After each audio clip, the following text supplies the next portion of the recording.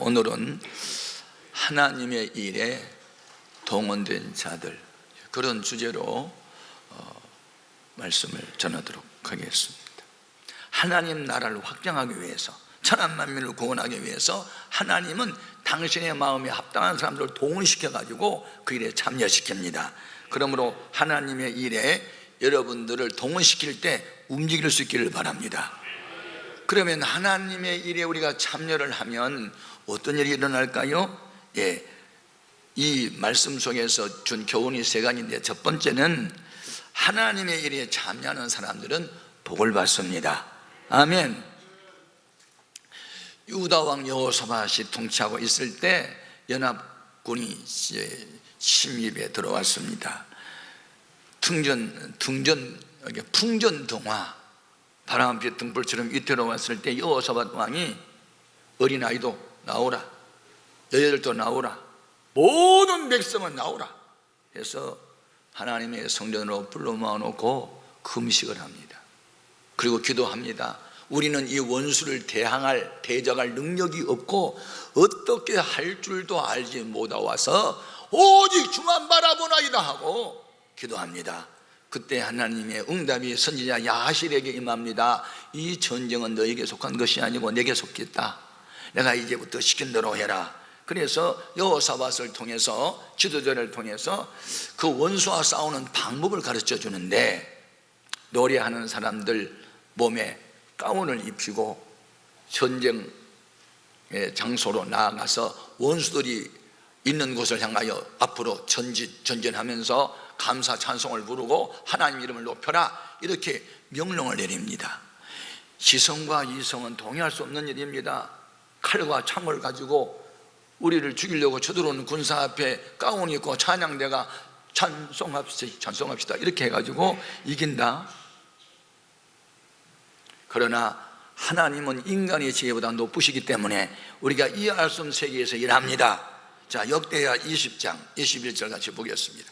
백성과 더불어 의논하고 노래하는 자들을 택하여 거룩한 예복을 입히고 군대 앞에서 행진하며 여호와를 찬송하여 이르기를 여호와께 감사하세, 그의 인자하심이 영원하도다 하게 하였더니, 그 노래와 찬송이 시작될 때에 여호와께서 복병을 두어 유다를 치러 온 암몬 자손과 모압과 세일산 주민들을 치게 하심으로 그들이 패하였으니, 곧 암몬과 모압 자손이 일어나 세일산 주민들을 쳐서 진멸하고 세일 주민들을 진멸한 후에는 그들이 서로 쳐 죽였더라. 하나님이 대신 싸워 죽으신 거예요. 그래서 여호와 니시라고 합니다. 여호와의 승리의 깃발. 우리가 할 수 있는 것은요, 기도하고 순종하는 것은 우리 몫입니다. 그 다음에 승리는 하나님이 하게 하십니다. 이게요, 비밀이에요. 그러면 그때 모여라, 기도하자, 금식하자, 노래하자 할 때 긍정적 반응을 보이고 그게 동참하고 동원되었던 사람들은 어떻게 하나님이 대우하셨을까? 거기에 참여하는 사람들은 전쟁에서 이긴 그 현장에서 엄청난 재물과 의복과 보화를 가져가게 하십니다. 자, 역대하 20장 25절 말씀을 같이 읽어봅니다. 여호사밧과 그의 백성이 가서 적군의 물건을 탈취할세 본즉 그 가운데에 재물, 의복, 보온물이 많이 있으므로 각기 탈취하는데 그 물건이 너무 많아 능히 가져갈 수 없을 만큼 많으므로 사흘 동안에 거두어들이고, 부정적 반응을 보이고 꿈쩍도 안 하고 하는 사람은 의복도 양식도 보물도 가져가지 않았어요. 기도에 동참하고 금식에 동참하고 찬양하는 데 동참하고 순종할 때 그들만 그것을 탈취하도록, 그것만 취하도록 사흘 동안 마음껏 가져가서 부자가 되도록 하셨으니, 하나님의 동원 명령에 동참하는 사람들에게 주어진 영광이고 승리고 복이었습니다. 이제 우리 교회는 오늘부터 가을 제자대학이 시작되고 이번 주간부터 열린 봄이 시작되고 이제 풍성한 가을을 맞기 위해서 새로운 계획을 세우고 도전합니다. 이런 동원 명령이 있을 때 참여하십시오. 반드시 하나님이 예비한 복으로 채워주실 줄로 믿습니다. 두 번째 준 교훈이 있습니다. 그것은 하나님은 기도를 계속하는 자를 동원시킵니다. 하나님이 들어쓰는 사람은 아무나 들어쓰지를 않아요. 기도를 해도 고난당할 때, 어려움 당할 때만 기도하는 사람이 아니고 항상 평상시에도 기도를 습관적으로 계속하는 사람들을 하나님이 동원시킨 거예요. 그 중에 첫 번째 고넬료입니다. 보겠습니다. 2절. 그가 경건하여 온 집안과 더불어 하나님을 경외하며 백성을 많이 구제하고 하나님께 항상 기도하더니, 가끔 기도하더니 아닙니다. 어려움 당할 때만 기도하더니 아닙니다. 항상 기도하더니. 유대 사람들은 하루에 3번씩 기도했어요. 제3시, 제6시, 제9시. 그때는 해 뜨는 시각을 일시로 했으니까 3시는 오전 9시, 6시는 낮 12시, 9시는 오후 3시. 그래서 이 고넬료는 로마 사람이에요. 군인이에요. 한 부대장이에요. 가이사랴 지역의 치안을 담당한 총책임자예요. 그런데 유대 나라 파견 근무하면서 유대인들이 믿는 여호와 하나님을 믿고 그들을 본다, 자기도 늘 시간을 내고 기도를 항상 했단 말입니다. 그때 천사가 나타나가지고 고넬료야, 네 구제와 네 기도가 하나님께 상달되어 기억하신 바가 되었으니 너는 저 욥바의 사람을 보내어 베드로라는 사람을 청하여 말을 들어보라 하는 지시를 받습니다. 기도할 때 하나님과 소통이 이루어진 것입니다. 한편 욥바에 있는 베드로 역시 기도 중에 환상을 봅니다. 9절 보겠습니다. 이튿날 그들이 길을 가다가 그 성에 가까이 갔을 그때에 베드로가 기도하려고 지붕에 올라가니 그 시각은 제6시더라. 6시는 낮 12시에 기도를 시작합니다. 우리는 지금 낮 12시 10분에 기도하잖아요. 1분 기도. 시간을 정해놓고 늘 기도하는데 환상이 열리고 하나님의 말씀을 듣게 됩니다. 베드로가 기도를 했는데 환상이 열렸고 내용은 보자기 하나가 공중에서 둥둥 떠가지고 자기 앞에 와서 팍 펼쳐지는데 보니까 거기에 4발 달린 짐승, 2 날개를 달린 새, 그런데 율법에 먹지 말라는 짐승, 돼지, 개 이런 것이 그 속에 있어요. 까마귀, 올빼미 그런 게 있는데 하나님의 음성이 들려가요. 잡아먹어라. 유태인들은 돼지고기, 개고기 안 먹잖아요. 모세 율법이 금했으니까. 까마귀, 부엉이, 따오기 그런 거 안 먹잖아요. 나 이런 거 안 먹어요. 안 먹겠습니다. 율법이 금했잖아요. 잡아먹으라니까 저 안 먹겠습니다. 지금 하나님 생각하고 베드로 생각이 지금 안 맞습니다. 그러니까 하나님이 사도행전 10장 15절 같이 읽어봅니다. 또 두 번째 소리가 있으되 하나님께서 깨끗하게 하신 것을 네가 속되다 하지 말라 하더라. 아니 언제는 뭐 돼지고기, 개고기는 먹지 말라 하시더니 이제는 또 깨끗한 게 무슨 말인가 헷갈립니다. 그런데 여러분 환상을 보면 환상 액면 그대로 이해하면 안 됩니다. 그 환상 속에 의미가 있어요. 어느 날 우리 집사님 한 분이 기도를 꽤 많이 하신 분이 겁에 새파랗게 질려가지고 나한테 달려왔어요. 목사님 우리 큰일 났습니다. 하나님 환상을 보여주는데요 우리 교회에 불이 났어요. 불 났어요. 그래서 내가 집사님 요즘 우리 교회에 불이 났지요. 무슨 불인데요? 기도에 불이 붙었잖아. 전도에 불이 붙었잖아. 부흥에 불이 붙었잖아.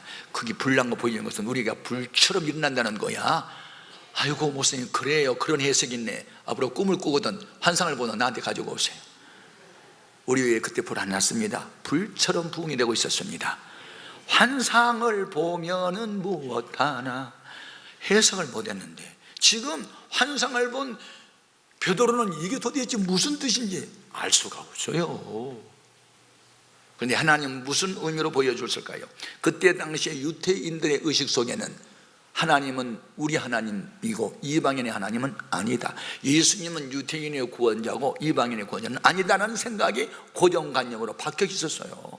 그러니까 하나님께서 내가 깨끗하다 하는 것을 네가 속되다 하지 말란 말은 내가 예수님이 십자가에 못 박혀 죽은 것은 유대인만을 위한 것이 아니고 천하 만민의 구원자로 십자가에 못 박혔다. 로마 사람도 구원의 대상이다. 그것을 보여준 것이 부정한 것을 깨끗하다라고 하는 말씀하신 거예요. 그런데 베드로는 성령 충만을 받았음에도 불구하고 하나님의 깊은 의미를 몰랐던 거예요. 우리가 은혜 받았다고 하나님을 다 이해할 것 같아요? 아니요. 성령 충만 받아도 우리는 한 일부분만 이해하는 것인지 전체를 몰라요. 예. 그래서 이게 고민이 되는 거예요. 무슨 뜻인가? 바로 그때 하나님이 의미를 알려주기 위해서 고넬료가 보낸 그 종들과 그 부하 직원이 도착합니다. 자, 사도행전 10장 17절 이해합니다. 같이요. 베드로가 본 바 환상이 무슨 뜻인지 속으로 우아해 하더니 마침 고넬료가 보낸 사람들이 시몬의 집을 찾아 문 밖에 서서 불러 묻되 베드로라 하는 시몬이 여기 유숙하느냐 하거늘 베드로가 그 환상에 대하여 생각할 때에 성령께서 그에게 말씀하시되 두 사람이 너를 찾으니 일어나 내려가 의심하지 말고 함께 가라. 내가 그들을 보내었느니라 하시니. 아멘. 이것을 하나님의 섭리를 통해서 깨달음이라는 것이죠. 그래서 베드로가 이제 그들을 따라가서 그 고넬료 집에 가서 전도하고 말씀을 전할 때 성령이 임하게 되니 그들도 세례를 받고 성령을 받고 원수지간이었던 로마 사람과 유태인이 주 안에서 친구가 되는 역사의 장을 새롭게 열어갑니다. 이것이 하나님 하신 일이에요. 아멘. 그래서 하나님은 어떤 사람들을 천국 역군으로 동원시켜 일하게 하냐면 기도를 항상 하는 사람들을 통해서 일한다는 겁니다. 기도와 순종은 우리 몫이고 큰 일을 행하신 분은 하나님이십니다. 예레미야 33장 1절 3절 이를 행하시는 여호와 그것을 만들어 성취하신 이는 여호와 그의 이름을 여호와라는 이가 이같이 이르시도다. 너는 내게 부르짖으라 내가 내게 응답하겠고 내가 알지 못하는 크고 은밀한 일을 내게 보이리라. 아멘. 여러분, 우리가 믿는 예수님도 새벽에 일어나서 기도하고 습관을 주셔서 기도하고 때로는 심한 통곡과 눈물로 간구와 손을 올려 여호와를 경외함으로 경외하심으로 응답을 받았다는데 우리처럼 미약한 존재들이 기도를 안 하고 세상을 어떻게 이기며 영적 전쟁에서 어떻게 승리하며 저 마귀에게 죄악에 사로잡힌 영혼들을 어떻게 전도할 수 있겠어요? 위로부터 능력을 입히울 때까지 성을 떠나지 않고 기도하는 우리가 되면 고넬료처럼 은혜를 받게 하시고 베드로처럼 전도인으로 써줄 줄로 믿습니다. 하나님이 기도해요. 세 번째 교훈이 있어요. 그건 뭐냐면 하나님 일에 동원된 자의 역할은 뭐냐? 다리를 놓는 일입니다. 아멘. 다리를 놓아 중매 역할 그 말이죠. 예? 너와 나 사이에 저 바다가 없었다면 바다가 있으면 어때? 다리를 놓으면 되지. 아멘입니까? 저는 해밍웨이가 살고 있었던 그 키리스트라고 하는 그 지역을 가봤어요. 하여튼 그 먼 곳까지 다리를 놓았는데요, 다리만 해도 한 3, 4km 된 것 같아요. 계속 바다 위로 다리가 놓았는데. 예. 여러분, 샌프란시스코만에 가면 금문 해협이 있어요. 금문 해협은 물살이 아주 거세고 물이 120m 수심이고 이 좁은 폭은 1.6km, 좀 넓은 데는 3.2km의 그 금문 해협이 있는데, 예, 거기 해협 맞은편에 그 마린 반도가 있어요. 직선 거리는 2km도 안 돼요. 그런데 다리가 없을 때는 마린 반도까지 가려면 하루 종일 가도 시간이 모자랐어요. 그래서 스트라우스라는 공학도가 현수교를 만들죠. 현수교는 철사를 꼬아가지고 다리를 만든 것을 현수교라 그럽니다. 그래서 1933년도에 이제 착공을 해서 4년 후에 1937년에 완공이 되는데 제가 가봤거든요. 6차선 자동차 전용 도로입니다. 사람은 못 다니고 자동차 다니는데 6차선입니다. 그런데 그 다리 길이가 2,825m, 약 3km가 안 됩니다. 그런데 3km 정도 운전하면요 7분이면 갑니다. 10분이면 가고 하루 종일 가도 못 갔던 먼 길을 다리가 놓여주니까 그것을 이제 골든 게이트 브리지 그럽니다. 금문교라 그러죠. 여러분, 이렇게 다리를 놓아주면요, 머나먼 당신이 가까운 당신으로 바꿔주는 거예요. 중요한 겁니다. 영적 세계도 마찬가지예요. 그때 당시에 로마 제국이 이스라엘 나라를 식민 통치했습니다. 총독을 파송해가지고, 마치 과거에 일본이 조선 총독부를 설치하고 조선 사람을 통치할 때 우리는 식민, 완전히 우리를 종처럼 부려먹었잖아요. 전쟁 났을 때 우린 남자들 다 징발에 가가지고 총알바지 다 시키고. 원수 아닙니까? 당시 로마 사람이 유태인을 그렇게 지배하고 있었으니 유태인들 마음의 감정은 로마 사람 원수로 알고 있는데 베드로가 전도하고 싶겠어요? 망했으면 좋겠는데. 그런데 하나님이 그렇게 마음으로 멀었던 로마 사람에게 기도한 중에 성령의 음성을 듣고 하나님 뜻을 발견하고 가서 전도해서 예수 믿고 성령 받으니 주 안에 친구가 되고 전 세상이 십자가의 복음으로 통일이 되는 것을 보여주었어요. 이게 하나님의 뜻입니다. 아멘. 그러므로 오늘 우리 은혜를 받았다, 하나님의 일꾼이다. 그런데 무슨 일을 하는가? 다리를 놓는 일을 해야 돼요. 우리는 많은 사람을 예수님에게로 올 수 있도록 다리 노릇을 하라고 말입니다. 그게 전도고 그게 양육이고 신방이고 상담 아닙니까? 그거 다 다리를 놓는 일이거든요. 한번 물어보십시다. 우리나라 서울에 도시를 흐르고 있는 강 이름이 뭡니까? 두강입니까? 한강입니까? 한강이죠. 예, 한강에 다리가 놓여지기 전, 지금부터 100년 전에는 다리가 없었습니다. 예, 1899년도까지는 다리가 하나도 없었어요. 강남에서 강북으로, 강북에서 강남으로 올라오면 나룻배를 이용했어요. 예. 그런데 지금 한강에 다리가 몇 개인지 아신 분? 아까 2부 예배 때는 공학도가 있어서 금방 알더구만. 우리 고삼함 장로님이. 예. 다리가 지금 27개. 좀 놀리기도 해봐야 놀리지도 않냐. 철교가 몇 개입니까? 철교는 모르되 철교가 4개 있습니다. 예. 철교가 마곡철교, 당산철교, 한강철교, 잠실철교. 그리고 대교가 저 서쪽에 있는 당산대교부터 시작해가지고 저 동쪽 끄트머리에 있는 팔당대교까지 무려 27개의 대교가 있고 철교가 4개에서 모두 31개 다리가 있어요. 그런데 우리나라의 맨 그 한강의 다리가, 첫 번째 다리가 철교입니다.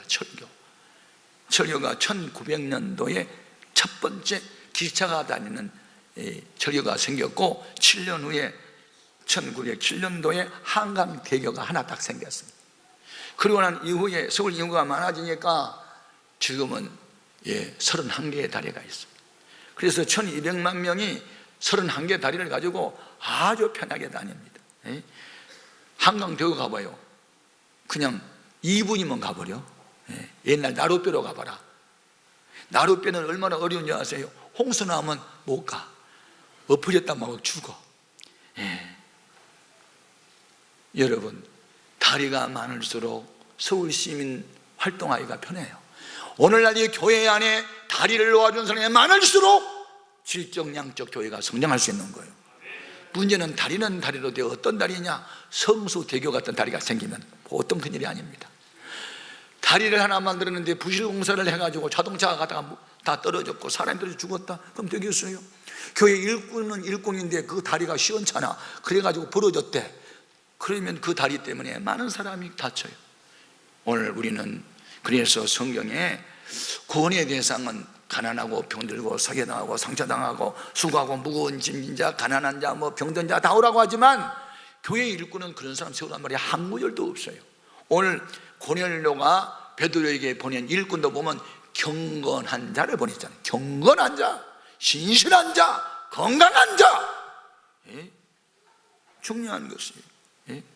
자, 확인해 보겠습니다. 본문 7절 8절 같이요. 마침 날아든 전사가 떠나며 고넬료가 집안 하인 둘과 부하 가운데 경건한 사람 하나를 불러 이 일을 다 이루고 욥바로 보내니라. 아무나 보냅니까? 일꾼을 아무나 세웠습니까? 경건한 사람을 세운 거 아닙니까? 하나님을 두려움으로 섬기고 주인 따라서 기도하고 맡은 일에 충성을 다하는 사람을 보낸 거예요. 그러면 가이사라에서 욥바까지 거리가 얼마입니까? 50km입니다.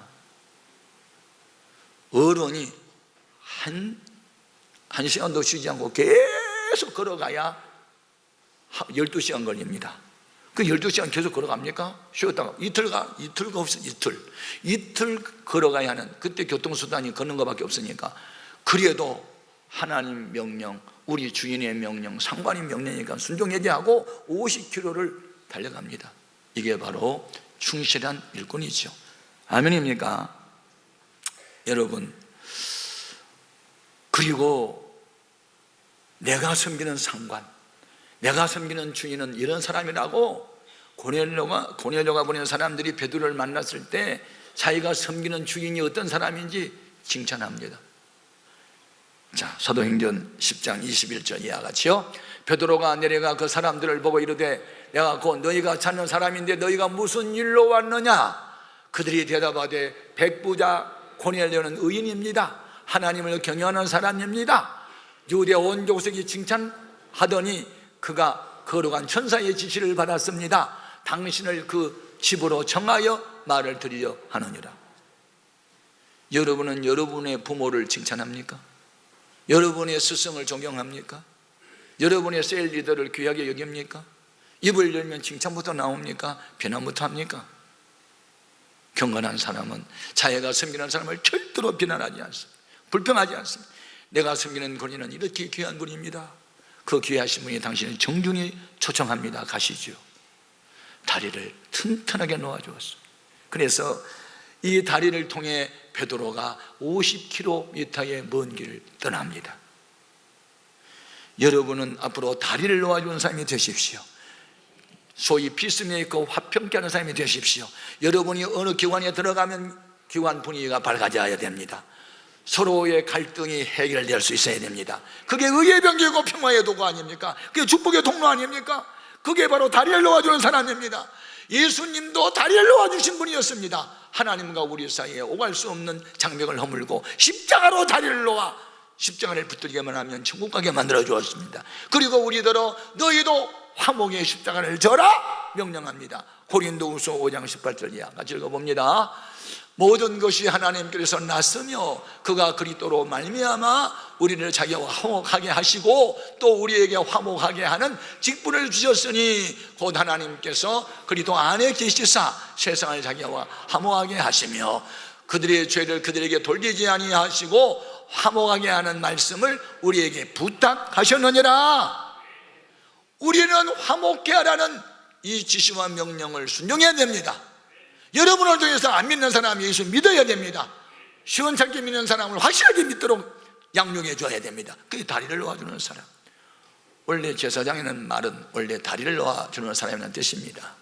다리를 놓아주는 사람. 그러면 오늘날 예수 믿고 구원받은 우리 모두는 왕같은 제사장으로서 다리를 놓아주는 일을 해야 됩니다. 베드로전서 2장 9절입니다. 같이요. 그러나 너희는 택하신 족속이요 왕같은 제사장들이요 거룩한 나라요 그의 소유가 된 백성이니 이는 너희를 어두운 데서 불러내어 그의 기이한 빛에 들어가게 하신 이의 아름다운 덕을 선포하게 하려 하심이라. 말씀을 맺습니다. 하나님 일에 동원된 자 반드시 복을 주십니다.